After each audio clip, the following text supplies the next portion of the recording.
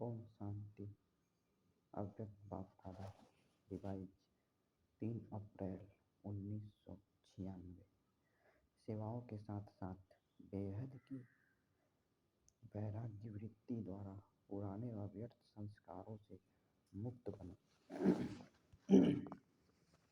आज 19 नवंबर 2023 है। आज बेहद का बाप अपने बेहद के सदा सहयोगी साथियों को देख रहे हैं। चारों ओर के सदा सहयोगी बच्चे सदा बाप के दिल पर दिल तख्त नसीन निराकार बाप को अपना अकाल तख्त भी नहीं है।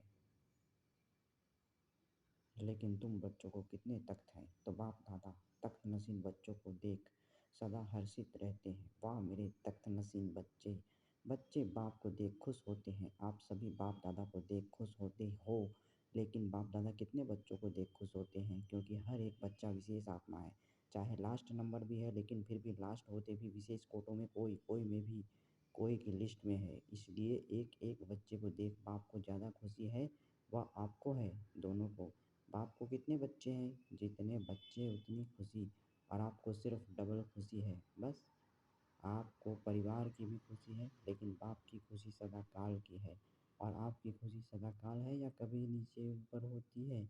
बाप दादा समझते हैं कि ब्राह्मण जीवन का श्वास खुशी है। खुशी नहीं तो ब्राह्मण जीवन नहीं। और अविनाशी खुशी कभी कभी वाली नहीं, परसेंटेज वाली नहीं। खुशी तो खुशी है। आज 50% खुशी है, कल 100% है, तो जीवन का श्वास नीचे ऊपर है ना। बाप दादा ने पहले भी कहा है कि शरीर चला जाए लेकिन खुशी नहीं जाए। तो यह पाठ सदा पक्का है या थोड़ा थोड़ा कच्चा है? सदा अंडरलाइन है। कभी कभी वाले क्या होंगे? सदा खुशी में रहने वाले पास विद ऑनर, और कभी कभी खुशी में रहने वालों को धर्मराजपुरी पास करनी पड़ेगी। पास विद ऑनर वाले 1 सेकंड में बाप के साथ जाएंगे, रुकेंगे नहीं। तो आप सब कौन हो? साथ चलने वाले या रुकने वाले? साथ चलने वाले। ऐसा चार्ट है, क्योंकि विशेष डायमंड जुबली के वर्ष में बाप दादा की हर एक बच्चे के प्रति क्या शुभ आशा है, वह तो जानते हो ना। बाप दादा ने सभी बच्चों का चार्ट देखा। उसमें क्या देखा कि वर्तमान समय के प्रमाण एक बात का विशेष और अटेंशन चाहिए। जैसे सेवा में बहुत उमंग उत्साह से आगे बढ़ रहे हो और डायमंड जुबली में विशेष सेवा का उमंग उत्साह है, इसमें पास हो। हर एक यथाशक्ति सेवा कर रहे हैं और करते रहेंगे, लेकिन अब विशेष क्या चाहिए? समय समीप है, तो समय की समीपता के अनुसार अब कौन सी लहर होनी चाहिए? वैराग्य की। कौन सा वैराग्य? हद का या बेहद का? जितना सेवा का उमंग उत्साह है, उतना समय की आवश्यकता प्रमाण 100 स्थिति में बेहद का वैराग्य कहाँ तक है? क्योंकि आपके सेवा की सफलता है जल्दी से जल्दी प्रजा तैयार हो जाए, इसलिए सेवा करते हो ना। तो जब तक आप निमित्त आत्माओं में बेहद की वैराग्य वृत्ति नहीं है, तो अन्य आत्माओं में भी वैराग्य वृत्ति नहीं आ सकती। और जब तक वैराग्य वृत्ति नहीं होगी, तो जो चाहते हो कि पाप का परिचय सबको मिले, वह नहीं मिल सकता। बेहद का वैराग्य सदा काल का वैराग्य है। अगर समय प्रमाण व सर्कमस्टांस प्रमाण वैराग्य आता है, तो समय नंबर 1 हो गया और आप नंबर 2 हो गए। परिस्थिति या समय ने वैराग्य दिलाया, परिस्थिति खत्म, समय पास हो गया, तो वैराग्य पास हो गया। तो उसको क्या कहेंगे? बेहद का वैराग्य या हद का? तो अभी बेहद का वैराग्य चाहिए। अगर वैराग्य खंडित हो जाता है, तो उसका मुख्य कारण है देह भान। जब तक देह भान का वैराग्य नहीं है, तब तक कोई भी बात का वैराग्य सदा काल नहीं होता है, अल्पकाल का होता है। संबंध से वैराग्य, यह बड़ी बात नहीं है। वह तो दुनिया में भी कईयों को दिल से वैराग्य आ जाता है, लेकिन यहाँ देह भान के जो भिन्न भिन्न रूप हैं, उन भिन्न भिन्न रूपों को तो जानते हो ना। कितने देह भान के रूप हैं, उसका विस्तार तो जानते हो, लेकिन इस अनेक देह भान के रूपों को जानकर बेहद के वैराग्य में रहना, देह भान देही अभिमान में बदल जाए। जैसे देह भान एक नेचुरल हो गया, ऐसे देही अभिमान नेचुरल हो जाए। क्योंकि हर बात में पहला शब्द देह ही आता है। चाहे संबंध है तो भी देह का ही संबंध है, पदार्थ है तो देह के पदार्थ हैं, तो मूल आधार देह भान है। जब तक किसी भी रूप में देह भान है, तो वैराग्य वृत्ति नहीं हो सकती। और बाप दादा ने देखा कि वर्तमान समय जो देह भान का विघ्न है, उसका कारण है कि देह के जो पुराने संस्कार है, उससे वैराग्य नहीं है। पहले देह के पुराने संस्कारों से वैराग्य चाहिए। संस्कार स्थिति से नीचे ले आते हैं। संस्कार के कारण सेवा में व संबंध संपर्क में विघ्न पड़ते हैं। तो रिजल्ट में देखा कि देह के पुराने संस्कार से जब तक वैराग्य नहीं आया है, तब तक बेहद का वैराग्य सदा नहीं रहता। संस्कार भिन्न-भिन्न रूप से अपने तरफ आकर्षित कर लेते हैं, तो जहाँ किसी भी तरफ आकर्षण है, वहाँ वैराग्य नहीं हो सकता। तो चेक करो कि मैं अपने पुराने व व्यर्थ संस्कार से मुक्त हूँ। कितनी भी कोशिश करेंगे, करते भी हैं कि वैराग्य वृत्ति में रहें, लेकिन संस्कार कोई-कोई के पास या मेजॉरिटी के पास किसी न किसी रूप में ऐसे प्रबल हैं, जो अपनी तरफ खींचते हैं। तो भगवान शिव से मिलिए, नज़दीकी प्रजापिता ब्रह्मा कुमारी विश्वविद्यालय बनाइए और भगवान का परिचय पाइए। ओम शांति। तो पहले पुराने संस्कार से वैराग्य। संस्कार न चाहते हुए इमर्ज हो जाते हैं, क्यों? चाहते नहीं हो, लेकिन सूक्ष्म में संस्कारों को भस्म नहीं किया है। कहाँ न कहाँ अंश मात्र रहे हुए हैं, छिपे हुए हैं। वह समय पर न चाहते हुए भी इमर्ज हो जाते हैं। फिर कहते हैं, चाहते तो नहीं थे, लेकिन क्या करें, हो गया, हो जाता है। यह कौन बोलता है, देहभान या देही अभिमान? तो बाप दादा ने देखा कि संस्कारों से वैराग्य वृत्ति में कमजोरी है। खत्म किया है, लेकिन अंश भी नहीं हो ऐसा खत्म नहीं किया है। और जहाँ अंश है तो वंश तो होगा ही।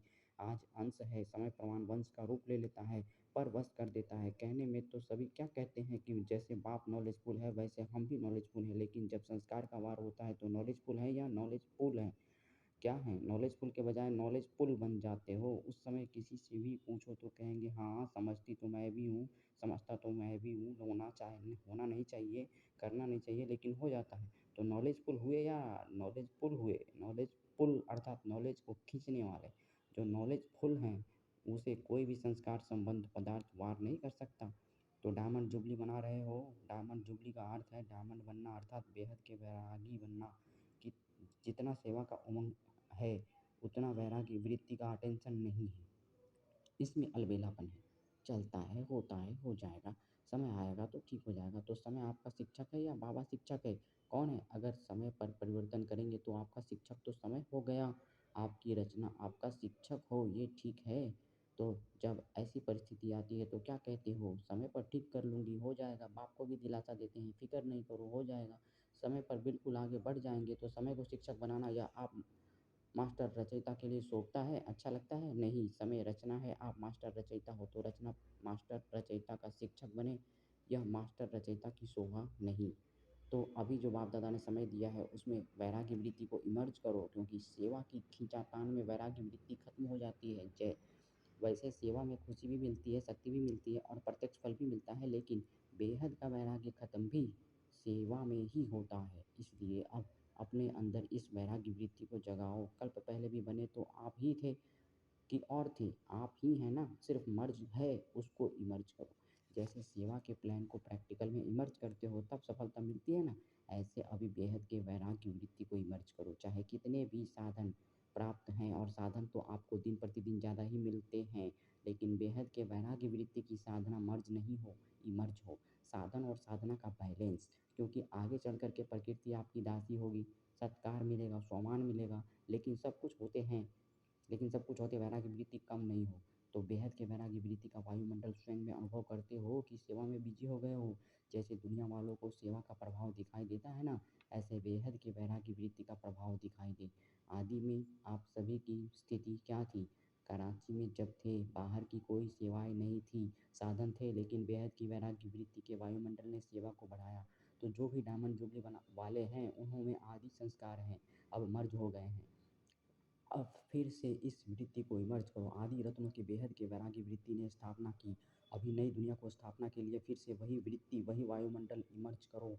तो सुना, क्या ज़रूरत है? साधन ही नहीं है और कहो हमको तो वैराग्य है, तो कौन मानेगा? साधन हो और वैराग्य हो। पहले के साधन और अभी के साधनों में कितना अंतर है। साधना छिप गई है और साधन प्रत्यक्ष हो गए हैं। अच्छा है, साधन बड़े दिल से यूज करो, क्योंकि साधन आपके लिए ही हैं, लेकिन साधना को मर्ज नहीं करो। बैलेंस पूरा होना चाहिए। जैसे दुनिया वालों को कहते हो कि कमल पुष्प समान बनो, तो साधन होते हुए कमल पुष्प समान बनो। साधन बुरे नहीं है, साधन तो आपके कर्म का, योग का फल है, लेकिन वृत्ति की बात है। ऐसे तो नहीं कि साधन के प्रवृत्ति में साधनों के वश फंस तो नहीं जाते। कमल पुष्प समान न्यारे और बाप के प्यारे यूज करते हुए उन्हों के प्रभाव में नहीं आए न्यारे। साधन बेहद की वैराग्य वृत्ति को मर्ज नहीं करे। अभी विश्व अति में जा रही है, तो अभी आवश्यकता है सच्चे वैराग्य वृत्ति की, और वह वायुमंडल बनाने वाले आप हो। पहले स्वयं में, फिर विश्व में। तो डायमंड जुबली वाले क्या करेंगे? लहर फैलाएंगे ना। आप लोग तो अनुभवी हैं, शुरू का अनुभव है ना, सब कुछ था। सा, देसी घी खाओ जितना खा सकते, फिर भी बेहद की वैराग्य वृत्ति। दुनिया वाले तो देसी घी खाते हैं, लेकिन आप तो पीते हो घी की नदियाँ देखी। तो डायमंड जुबली वालों को विशेष काम करना है, आपस में इकट्ठे हुए हो तो रूह रिहान करो। जैसे सेवा की मीटिंग करते हो वैसे इसकी मीटिंग करो। तो जो बाप दादा कहते हैं चाहते हैं सेकंड में अशरीरी हो जाएं, उसका फाउंडेशन यह बेहद की वैराग्य वृत्ति है। नहीं तो कितनी भी कोशिश करेंगे लेकिन सेकंड में नहीं हो सकेंगे, युद्ध में ही चले जाएंगे। और जहाँ वैराग्य है तो ये वैराग्य है योग्य धरनी, उसमें जो भी डालो उसका फल फौरन निकलता है। तो क्या करना है, सभी को फील हो कि बस हमको भी अभी वैराग्य वृत्ति में जाना है। अच्छा समझा क्या करना है, सहज है या मुश्किल है, थोड़ा थोड़ा आकर्षण तो होगी या नहीं, साधन अपने तरफ नहीं खींचेंगे। अभी अभ्यास चाहिए, जब चाहे जहाँ चाहे और जैसा चाहिए वहाँ स्थिति को सेकंड में सेट कर सके। सेवा में आना है तो सेवा में आए, सेवा से न्यारे हो जाना है तो न्यारे हो जाए। ऐसे नहीं सेवा हमको खींचे, सेवा के बिना रह नहीं सके। जब चाहें जैसे चाहे विल पावर चाहिए, विल पावर है स्टॉप तो स्टॉप हो जाए। ऐसे नहीं लगाओ स्टॉप और हो जाए question mark, full stop. Stop भी नहीं फुल स्टॉप, जो चाहे वो प्रैक्टिकल में कर सके। चाहते हैं लेकिन होना मुश्किल है तो इसको क्या कहेंगे, विल पावर है कि पावर है। संकल्प किया व्यर्थ समाप्त, तो सेकंड में समाप्त हो जाए। बाप दादा ने सुनाया ना कि कई बच्चे कहते हैं हम योग में बैठते हैं लेकिन योग के बजाय युद्ध में होते हैं। योगी नहीं होते, योद्धे होते हैं। और युद्ध करने के अगर संस्कार बहुत काल रहे तो क्या बनेंगे, सूर्यवंशी व चंद्रवंशी। सोचा वो और हुआ, सोचना और होना सेकंड का काम है। इसको कहते हैं विल पावर। विल पावर है कि प्लान बहुत अच्छे बनाते हैं लेकिन प्लान बनते हैं 10 और प्रैक्टिकल में होते हैं 5।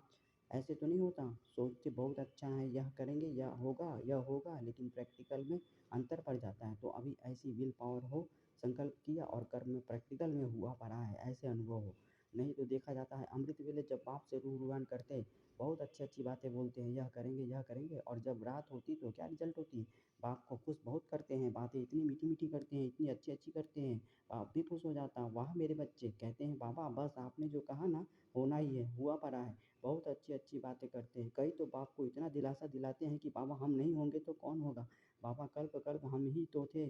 खुश हो जाते हैं। हॉल में पीछे बैठने वालों से, पीछे बैठने वाले अच्छी तरह से सुन रहे हो ना, आगे वालों से पहले पीछे वाले करेंगे। बैठे पीछे हो लेकिन सबसे समीप दिल पर हो, क्यों दूसरे को चांस देना या सेवा की ना तो सेवाधारी सदा बाप के दिल पर है। कभी भी ऐसे नहीं सोचना कि हम भी अगर दादियाँ होती ना तो जरा सा, लेकिन सामने तो क्या दिल पर हो। और दिल भी साधारण दिल नहीं तख्त है, तो दिल तख्त नशीन है ना। कहाँ भी बैठे हो, चाहे इस कोने में बैठे हो, चाहे नीचे बैठे हो, चाहे कैबिन में बैठे हो, लेकिन बाप के दिल पर हो। अच्छा चारों ओर के तख्त नशीन श्रेष्ठ भाग्यवान आत्माएं सदा बेहद के वैराग्य वृत्ति से वायुमंडल बनाने वाले विशेष आत्माएं, सदा अपने श्रेष्ठ विशेषताओं को कार्य में लगाने वाले विशेष आत्माएं, सदा एक बाप के साथ और श्रीमत के हाथ को अनुभव करने वाले सभी आत्माओं को बाप दादा का याद प्यार और नमस्ते। हम रूहानी बच्चों को रूहानी माता पिता बाप दादा को याद प्यार गुड मॉर्निंग और नमस्ते। शुक्रिया बाबा, शुक्रिया आपका पद्मा पदम, शुक्रिया मेरा बाबा मीठा बाबा प्यारा बाबा, शुक्रिया बाबा धर्म के लिए कुछ वरदान। एक व्रता के राज को जान, वरदाता को राजी करने वाले सर्व सिद्धि स्वरूप वरदाता बाप के पास अकुट वरदान है, तो जितना लेने चाहे खुला भंडार है। ऐसे खुले भंडार से कई बच्चे संपन्न बनते हैं और कोई यथाशक्ति संपन्न बनते हैं। सबसे ज़्यादा झोली भरकर देने में भोलानाथ वरदाता रूप ही है। सिर्फ उसको राजी करने की विधि को जान लो तो सर्व सिद्धियाँ प्राप्त हो जाएंगी। वरदाता को एक शब्द सबसे प्रिय लगता है, एक व्रता। संकल्प स्वप्न में भी दूजा व्रता न हो, वृत्ति में रहे मेरा तो एक दूसरा न कोई। जिसने इस राज को जाना उसकी झोली वरदानों से भरपूर है, वरदानों से भरपूर है। स्लोगन, मनसा और वाचा दोनों सेवाएं साथ साथ करो तो डबल फल प्राप्त होता रहेगा। ओम शांति। आज अंतर्राष्ट्रीय योग दिवस, तीसरा रविवार, भ्रकुटी के मध्य मैं परम पवित्र आत्मा लाइट के शरीर में भ्रकुटी के मध्य चमक रही हूँ। ज्ञान सूर्य श्री बाबा के पवित्र किरणें मुझ आत्मा में समा रही हैं, जिससे मेरे जन्म जन्मांतर के विक्रम भस्म हो रहे हैं। साथ साथ प्रकृति के पांचों तत्व भी पावन बनते जा रहे हैं। इस तरह से योग अभ्यास करिए। ओम शांति।